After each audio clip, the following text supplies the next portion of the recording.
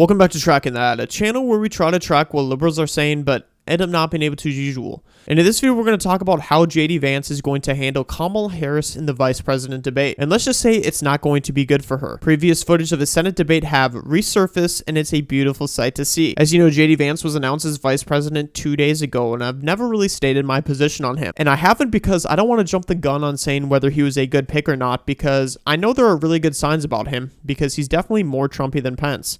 But there are bad signs. For example, he supports sending aid to Israel. This is a very complicated war. I see bad things happen on both sides. Obviously, Hamas should be labeled as terrorists. There's propaganda from Palestine of civilians putting fake blood on themselves. Israel bombs the terrorists, knowing there's civilians in the vicinity to take them out. It's basically the whole debate of should we have dropped the nuclear bomb all over again. I'm in agreement with Tucker Carlson on the atomic bomb issue. Bombing civilians is flat out wrong. And when you read into it, there are people that said we didn't have to drop the bomb. They were already working on surrendering. We could have starved Japan by blockading them, etc. And I kind of take the same approach with the Israel war. And I also take Vivek Ramaswamy's view. Well, actually, first my view is that we don't have money point blank period to send to any country. Our country cannot handle sending more money with our inflation and border problems. But if we absolutely had to send money to Israel, in order for us to give aid to Israel, they have to outline their plan, what the aid would be used for in order to take out Hamas, and absolutely not bomb civilians. But we also need to recognize that we funded Iran that led to this war. For example, we paid $6 billion to release 5 American hostages.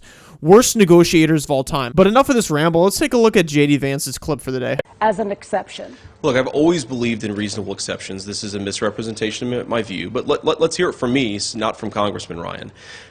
I absolutely think the 10-year-old girl, the case that we've, of course, heard a lot about, an incredibly tragic situation. I mean, look, I've got a 9-year-old baby girl at home. I cannot imagine what that's like for the girl, for her family. God forbid something like that would happen. I have said repeatedly on the record that I think that that girl should be able to get an abortion if she and her family so choose to do so. But let's talk about that case. Because why was a 10-year-old girl raped in our community, raped in our state in the first place?